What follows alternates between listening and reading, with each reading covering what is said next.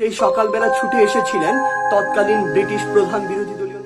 প্রথমেই নাহিদ এবং আসিফকে অভিনন্দন। এটা যেমন তাদের জীবনে গুরুত্বপূর্ণ একটি অর্জন, তেমনি দেশের মানুষের স্বার্থে আত্মত্যাগও বটে।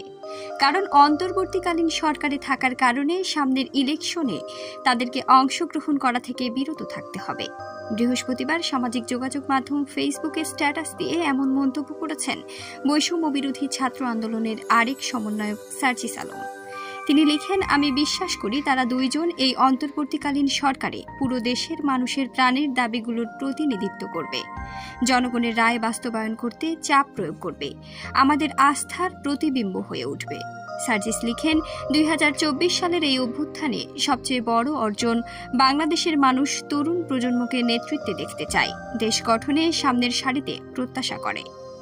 তিনি আরও লিখেন, এই তরুণদের মধ্যে কেউ অন্তর্বর্তীকালীন সরকারে থাকবে, কেউ রাজপথে থাকবে, কেউ শিক্ষা প্রতিষ্ঠানগুলোর নেতৃত্বে এসে নতুন করে ক্যাম্পাসগুলোকে ঢেলে সাজাবে, আবার কেউ হয়তো সংসদে দেশের মানুষের প্রতিনিধিত্ব করবে। দেশের মানুষ যদি চায়, নিশ্চয়ই ভবিষ্যতে কোনো একটি ক্ষেত্রে দেখা হবে ইনশাল্লাহ। বৃহস্পতিবার রাত 9টার পর অন্তর্বর্তী সরকারের প্রধান হিসেবে শপথ নেন শান্তিতে নোবেলজয়ী অধ্যাপক ডক্টর মোহাম্মদ ইউনূস। একই সঙ্গে শপথ নেন আরও 16 জন উপদেষ্টা। তাদের আছেন নাহিদ ইসলাম ও আসিফ মাহমুদ। শপথ বাক্য পাঠ করান রাষ্ট্রপতি মোহাম্মদ সাহাবুদ্দিন।